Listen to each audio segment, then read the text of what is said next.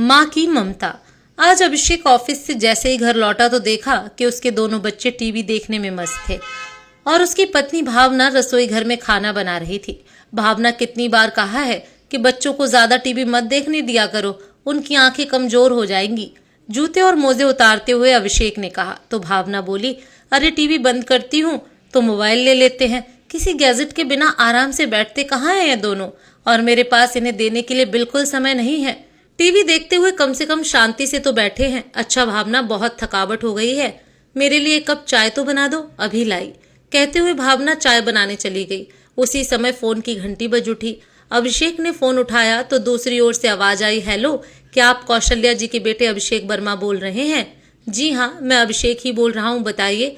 अभिषेक जी, मैं वरदान वृद्धाश्रम से बात कर रही हूँ।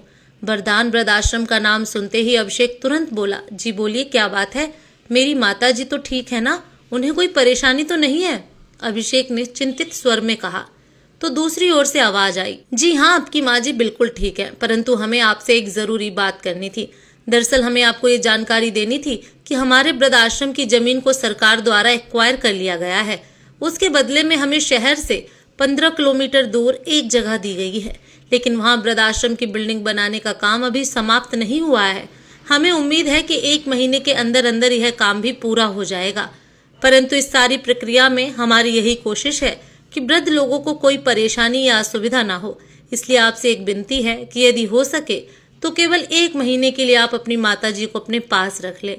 जैसे ही बिल्डिंग बनाने का काम पूरा हो जाएगा और सारी सुविधाओं का इंतजाम हो जाएगा, हम आपको सूचित कर देंगे। जी ठीक है, मैं कल सुबह ही वहाँ पहुँचता हूँ और माँ जी को वहाँ से ले आता हूँ। ऐसा कहकर अभिषेक ने फोन रख दिया। फोन सुनते ही अभिषेक कुछ सोच विचार में पड़ गया। तभी उसकी पत्नी भावना चाय लेकर आई और बोली, किस सोच विचार में डूबे हैं? फोन किसका था? तो अभिषेक ने कहा, भावना, वृद्धाश्रम से फोन आया था। वह बता रहे थे कि उनका वृद्धाश्रम शहर से बाहर स्थानांतरित किया जा रहा है। सरकार की तरफ से उन्हें नई जगह अलॉट की गई है, लेकिन वहाँ बिल्डिंग बनाने का काम अभी पूरा नहीं हुआ है, इसलिए हमें माँ जी को कुछ दिनों के लिए अपने पास रखना होगा। इतना सुनते ही भावना के पैरों तक जमीन खिसक गई। क्या? और तुमने हाँ भी कर दी? चौंकते हुए भावना बोली, अरे तो और क्या करता भावना, अपनी माँ को तकलीफ झेलने के लिए ऐसे ही छोड़ देता? लो, बैठे बिठाए अब एक और मुसीबत। भावना मुंह बनाते हुए बोली। तो अभिषेक ने कहा, देखो भावना, उम्र के इस पड़ाव पर जब मेरी माँ को सबसे ज्यादा जरूरत थी, तब केवल तुम्हारी जिद के कारण ही मैंने उन्हें वृद्धाश्रम में छोड़ दिया और अपने फर्ज से मुंह मोड़ लिया। सिर्फ तुम्हारी वजह से ही मेरी माँ अपने इकलौते बेटे के साथ नहीं रह पा रही, और अब यदि उनकी सुविधा का ख्याल रखते हुए मैं उन्हें कुछ दिनों के लिए यहाँ लेकर आना चाहता हूँ, तो यह भी तुम्हें बहुत बड़ी मुसीबत लग रही है। फिर भावना गुस्से से भड़कते हुए बोली, अभिषेक, इतना तो तुम भी जानते हो कि पेट में इन्फेक्शन की वजह से हमारे बेटे सोनू को आए दिन डॉक्टर के पास मुझे लेकर जाना पड़ता है।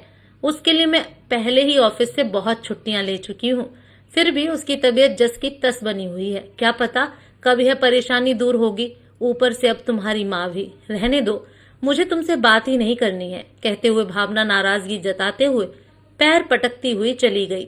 अगले दिन अभिषेक सुबह जल्दी उठ गया और अपनी पत्नी की परवाह किए बिना तैयार होकर अपनी गाड़ी में बैठकर माँ को वृद्धाश्रम से लेने चला गया।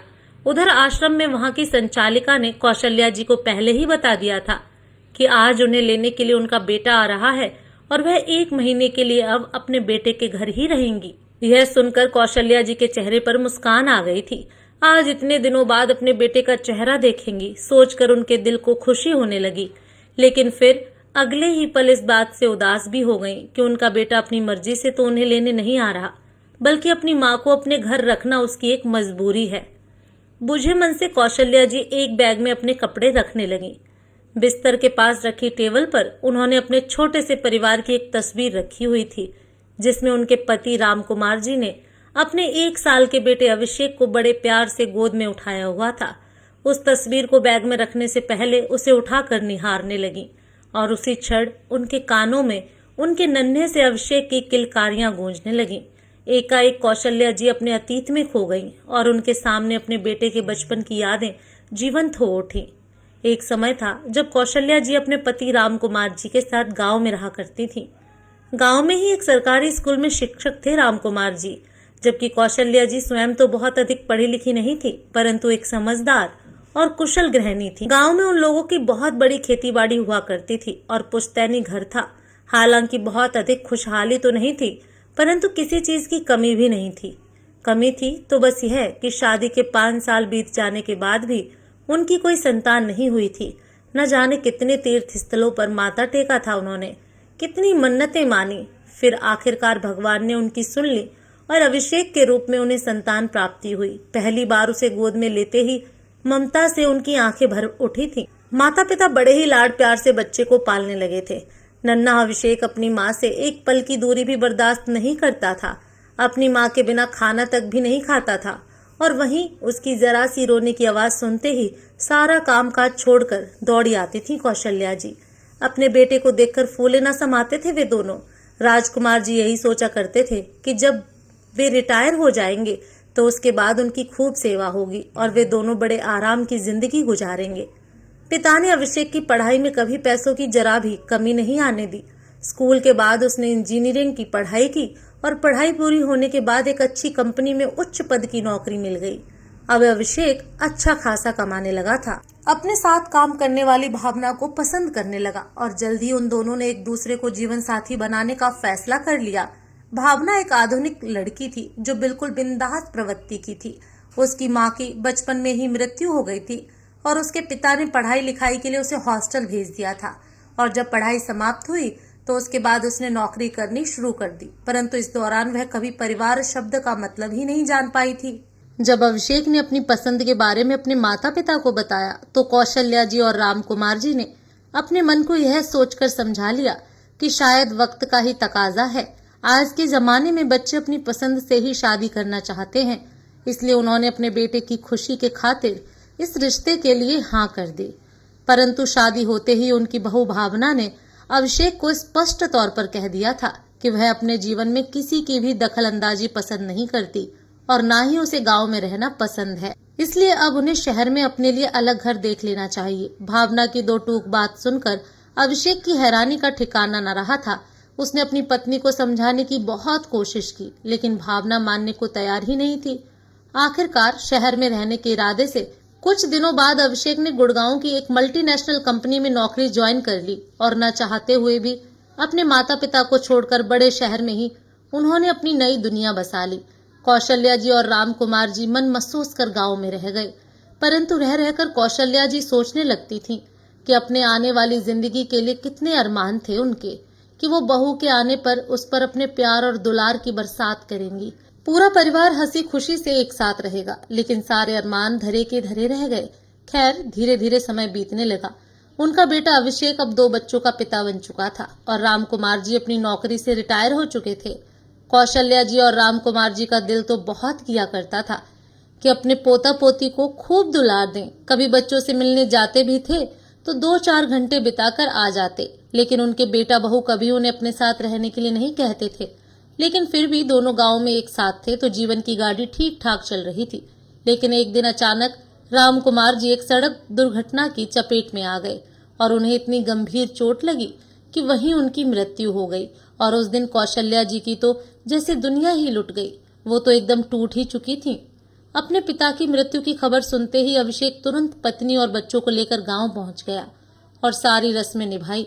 उनकी बहू भावना तो मात्र औपचारिकता निभाकर 4 दिन बाद ही बच्चों को लेकर वापस गुड़गांव लौट गई थी, जबकि अभिषेक अपनी मां के साथ पूरे 15 दिन गांव में ही रुका था। सब कुछ उचित प्रकार से निपटाकर अभिषेक यह कहकर वापस गुड़गांव चला गया कि बहुत जल्द मां को अपने साथ ही गुड़गांव ले जाएगा। एक दिन कौशल्या जी की पड़ोसन हालचाल पूछने आई तो बातों ही बातों में कौशल्या जी ने उन्हें बताया कि अब उनका बेटा अभिषेक उन्हें अपने साथ शहर ही ले जाएगा। ये बात सुनकर पड़ोसन बोली, अरे कौशल्या, तुम भी क्या बात करती हो? अगर लेकर जाना होता तो पहले न ले जाता। भाई साहब को गए कितने दिन बीत गए और आजकल की बहुओं का भी कहाँ पसंद है सास ससुर के साथ रहना। कोई अखबार वगैरह पढ़ती हो या नहीं?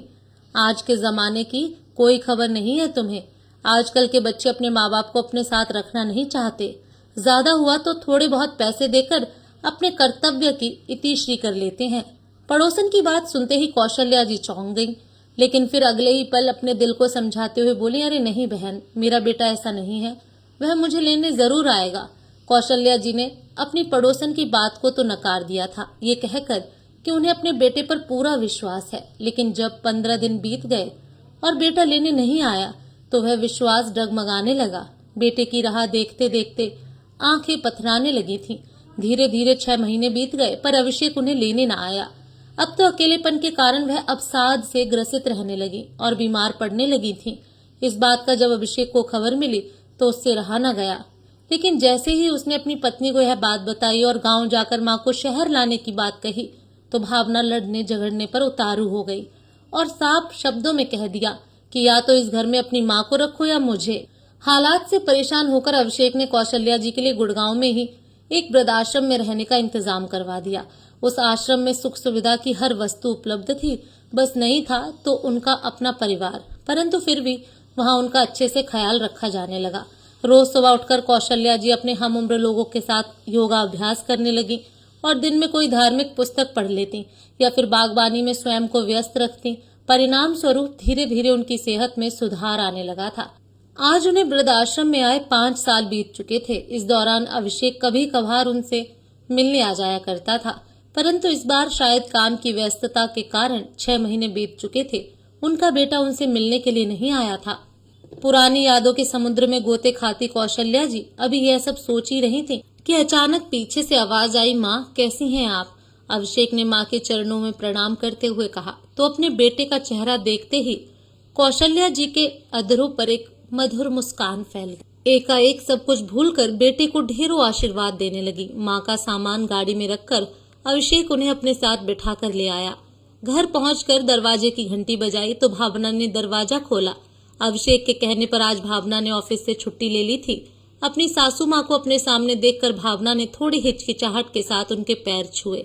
उनका सामान उठाकर अभिषेक अंदर रखने लगा और कौशल्या जी अपनी बहू को देखकर मुस्कुराती हुई उसके सिर पर बड़े प्यार से हाथ फेरने लगी और खूब आशीर्वाद देने लगी। फिर भावना भी एक फीकी सी मुस्कान के साथ बोली, माँ जी आइए, अंदर आकर बैठिए। किसी के आने की आवाज कानों में पड़ी तो दोनों बच्चे भी तुरंत कमरे से बाहर दौड़े चले आए। मम्मी आप किससे बात कर रही थी?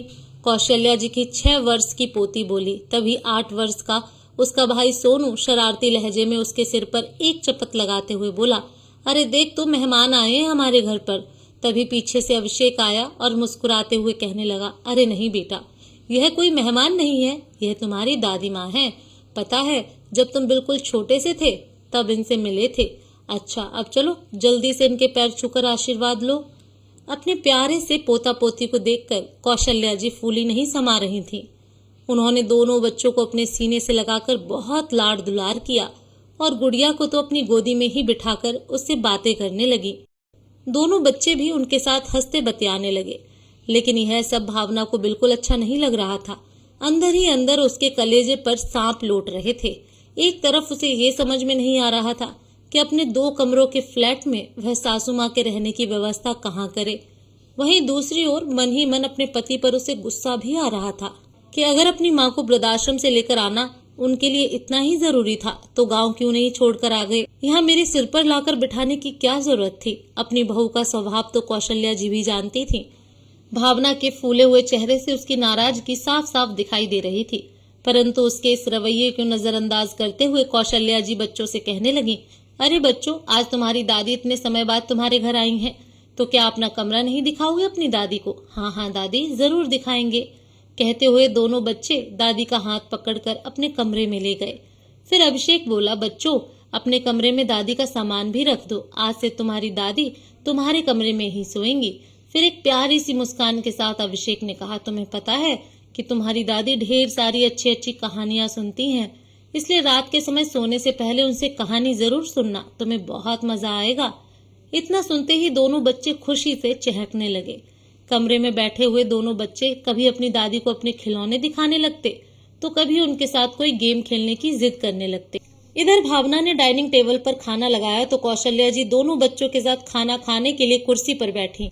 अभिषेक भी हाथ मुंह धोकर आ गया था। भावना रसोई घर में सबके लिए गर्मा गर्म रोटियां सेक रही थी। तभी कौशल्या जी बोली, बेटा एक बात तो बहुत अच्छी हो गई, न जाने कितने दिनों से बच्चों के साथ समय बिताने का मेरा बहुत दिल कर रहा था। भगवान ने मेरी यह इच्छा भी पूरी कर दी। अब तो चाहे भगवान अपने पास भी बुला ले तो भी कोई गिला नहीं। माँ की यह बात सुनकर अभिषेक की आंखों में आंसू भर आए, लेकिन उन्हें किसी तरह छिपाते हुए वह खाना खाने लगा। सब लोग बड़े चाव से खाना खा रहे थे, लेकिन सोनू ने बुझे मन से थोड़ी सी चपाती खाई और खाने की प्लेट को सरकाते हुए बोला, बस मम्मी, और भूख नहीं है। यह देखकर कौशल्या जी ने कहा, अरे सोनू बेटा, ये क्या, तुमने तो बिल्कुल भी नहीं खाया। अगर खाना नहीं खाओगे तो खेलने कूदने की ताकत कैसे आएगी, और स्वास्थ्य बिगड़ जाएगा तो पढ़ाई लिखाई कैसे कर पाओगे। फिर अभिषेक ने कहा, माँ, वो बात ये है कि सोनू के पेट में इन्फेक्शन चल रहा है, जिस वजह से उसे अक्सर पेट दर्द और उल्टी की शिकायत रहती है, और भूख भी बहुत कम लगती है। लेकिन बेटा, फिर तो तुम ही उसे डॉक्टर को दिखाना चाहिए था।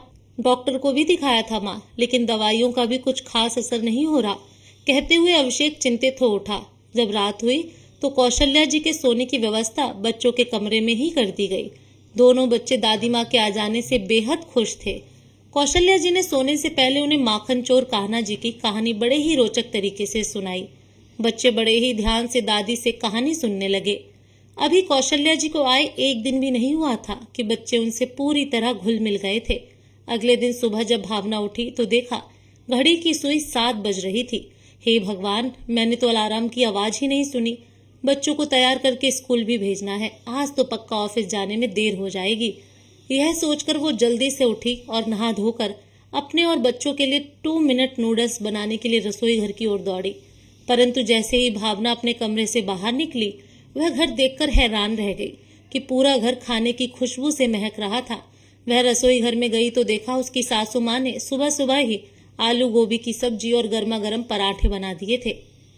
यह सब देखकर भावना को मन ही मन थोड़ी शर्मिंदगी महसूस हुई, लेकिन अगले ही पल कौशल्या जी के प्यार भरे शब्दों ने उसकी शर्मिंदगी को दूर कर दिया। अरे बहू, उठ गई, तुम ऑफिस के लिए तैयार हो जाओ, सबके टिफिन तैयार कर दिए हैं मैंने, तुम्हारा चाय नाश्ता भी तैयार है, जल्दी से नाश्ता कर लो, नहीं तो ऑफिस जाने में देर हो जाएगी। जी माँ जी, लेकिन पहले मैं बच्चों को स्कूल जाने के लिए तैयार कर देती हूँ, मुस्कुराते हुए भावना ने कहा।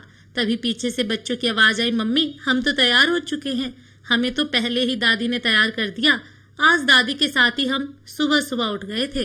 ये सारा नजारा देखकर भावना बिल्कुल हैरान रह गई थी। आज ऑफिस में लंच टाइम हुआ तो भावना ने टिफिन खोला, लेकिन उसका टिफिन देखते ही उसके सहकर्मी हैरान रह गए और कहने लगे, भावना, ये तो कमाल ही हो गया, आज तुम नूडल्स या सैंडविच नहीं, पराठे और सब्जी लेकर आई हो, यह सब खाना तुमने बनाया है? क्या बात है, इतनी मनमोहक खुशबू आ रही है कि खाने को मन ललचा रहा है। लेकिन तुम्हारी जीवन शैली में इतना परिवर्तन कैसे आ गया, क्योंकि तुम्हें सुबह सुबह तो खाना बनाने का भी समय नहीं मिलता। तभी भावना ने कहा, अरे नहीं, दरअसल बात यह है कि मेरी सासू माँ कुछ दिनों के लिए हमारे घर रहने आई हैं, यह खाना उन्होंने ही बनाया है। भावना और उसके सहकर्मियों ने कौशल्या जी के हाथ के बने देसी घी के पराठे और चटपटी आलू गोभी की सब्जी का आनंद लिया और सब लोग वाह वाह करते हुए उंगलियां चाटते ही रह गए। शाम को जब भावना और अभिषेक ऑफिस से घर लौटे तो उस समय तक बच्चे भी घर आ चुके थे। भावना के आते ही गुड़िया ने कहा, मम्मी, पता है, आज हमें स्कूल में टिफिन खाने में बहुत मजा आया, हम तो रोज रोज सैंडविच और मैगी नूडल्स खा खा कर बोर हो गए थे। फिर सोनू बोला, हाँ मम्मी, आज तो मैंने भी अपना टिफिन पूरा खत्म किया है और मुझे पेट में दर्द भी नहीं हुआ। क्या सच में? सोनू की तबीयत में सुधार जानकर भावना और अभिषेक खुशी से बोले।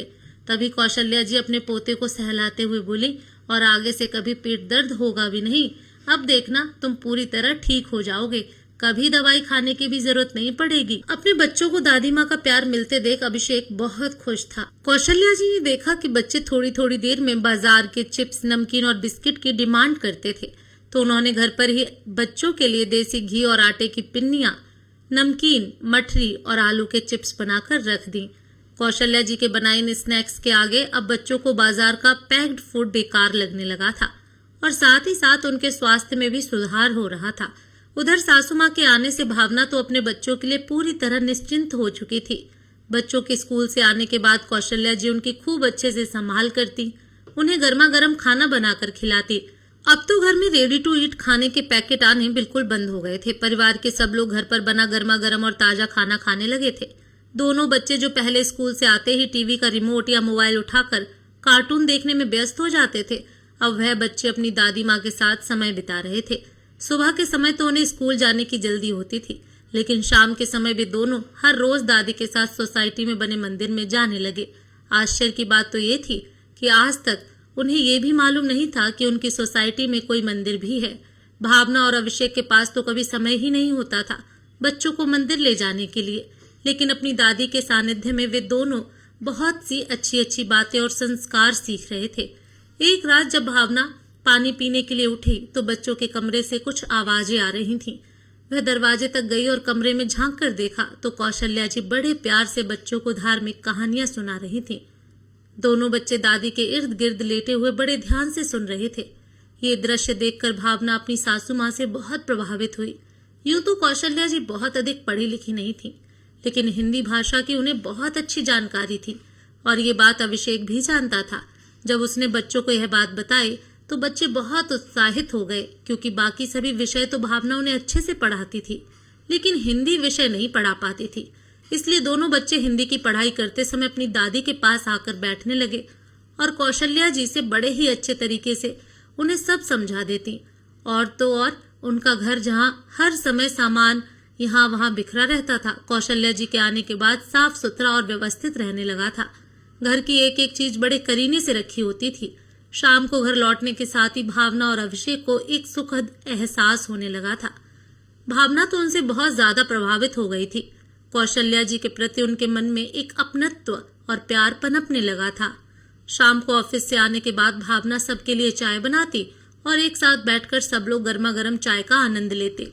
दिन भर काम करते करते सासू माँ थक जाती होंगी, यह सोचकर रात का खाना भावना बना दिया करती थी और बड़े प्यार से घर के सभी सदस्यों को गर्मा गर्म खाना परोसती।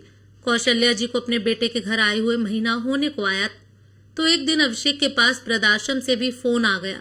मिस्टर अभिषेक, आश्रम की नई बिल्डिंग तैयार हो गई है, अब आप अपनी माता जी को यहाँ छोड़कर जा सकते हैं। ये बात सुनते ही अभिषेक चौंक गया, क्योंकि माँ के साथ रहते हुए इस एक महीने के समय में वह यह भूल ही गया था कि वह उन्हें केवल कुछ समय के लिए ही यहाँ पर लेकर आया था। लेकिन अब माँ को वापस छोड़ने जाने का उसका बिल्कुल भी मन नहीं था।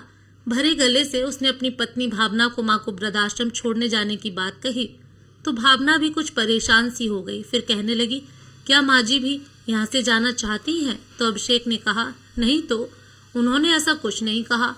उनके आने से तुम्हें परेशानी हो रही होगी ना, इसीलिए मैंने सोचा कि कल ही मैं माँ को वापस छोड़ाऊंगा। अभिषेक की इस बात पर भावना आंखें तरेर कर उसकी ओर देखने लगी, लेकिन अब अभिषेक ने चुप रहना ही उचित समझा और बिना कोई और बात के करवट बदल कर सो गया। लेकिन भावना की आंखों से नींद गायब थी।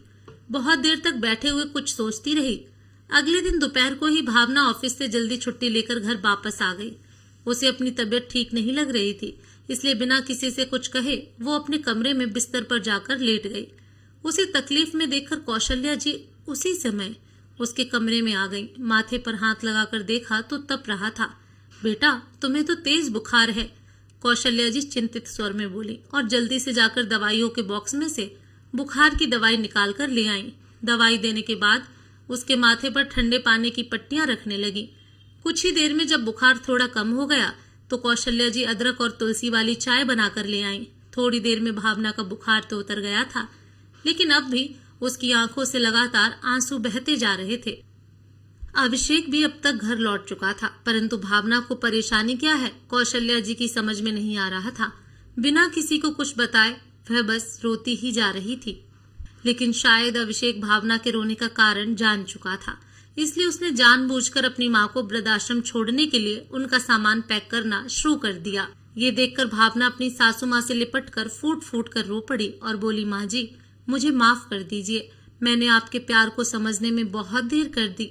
भगवान ने तो बचपन से ही मुझे माँ के प्यार से वंचित रखा, लेकिन जब सासू माँ के रूप में मुझे माँ मिली तो मैं आपकी ममता को पहचान ही नहीं सकी। ऐसा निस्वार्थ प्रेम तो सिर्फ एक माँ ही अपने बच्चों के साथ कर सकती है। अपनी बहू भावना के मुंह से अपने लिए प्यार भरे शब्द सुनकर कौशल्या जी भी भाव विभोर हो उठी और उनकी आंखों से आंसू बहने लगे। तभी भावना रुंधे स्वर में बोली, लेकिन माँ जी, अब आप अपनी इस बेटी को छोड़कर कहीं नहीं जाएंगी, यहीं हमारे साथ रहेंगी। इस आधुनिक जीवन की भागदौड़ में मैं तो समझ ही नहीं पाई थी कि हमारे बड़े बुजुर्ग का हमारे जीवन में कितना महत्व है। बच्चों के जीवन पर दादा दादी द्वारा दिए गए संस्कारों और शिक्षा का कितना सकारात्मक प्रभाव पड़ता है। इस बात का एहसास तो मुझे आपके साथ रहने के बाद हुआ, लेकिन माँ जी सच कहूँ तो परिवार शब्द का अर्थ भी मैं आपके साथ रहने के बाद ही जान पाई हूँ। और माँ जी, अब तो मुझे भी आपसे तरह तरह के पौष्टिक और स्वादिष्ट पकवान बनाने सीखने हैं। अब तो मैं आपको कहीं जाने नहीं दे सकती। ऐसा कहते हुए उसने अपनी सासू माँ के गले में अपनी बाहें डाल दी और फिर से रोने लगी। चल हट पगली, इतना भी कभी कोई रोता है क्या? कौशल्या जी ने उसे प्यार से झिड़कते हुए कहा और उसकी आंखों के आंसू पोंछते हुए बोली, अरे अपनी बहू से इतना प्यार पाने के बाद तो मैं भी उसे छोड़कर नहीं जा सकती। तभी पीछे से दोनों बच्चे आए और दादी माँ की टांगों से कसकर लिपट गए। फिर शरारत भरे लहजे में बोले, दादी आप जाना भी चाहेंगी ना तो भी जाने नहीं देंगे। अब हम आपको नहीं छोड़ेंगे। बच्चों की इन बातों से घर का माहौल खुशनुमा हो उठा और पूरे घर में हंसी ठहाकों की आवाजें गूंजने लगी। दोस्तों, ये बात गौर करने लायक है कि आखिर एक इंसान ईश्वर से औलाद क्यों मांगता है? इसीलिए कि वृद्धावस्था में वही बच्चे उनकी लाठी बने और जीवन का ये दौर भी आसानी से अपने पोते पोतियों के साथ हंसते खेलते गुजर जाए। माता पिता अपने बच्चों के लिए हर कुर्बानी देते हैं, उन्हें हर प्रकार की सुख सुविधा देकर पालते हैं। इसलिए बच्चों का भी फर्ज बनता है कि जिंदगी की संध्या बेला में जब बड़े बुजुर्गों को उनके साथ की आवश्यकता होती है तो उन्हें भी माता पिता के लिए वो सब कर्तव्य निभाने चाहिए जिनकी आशा वे उनसे करते हैं। धन्यवाद।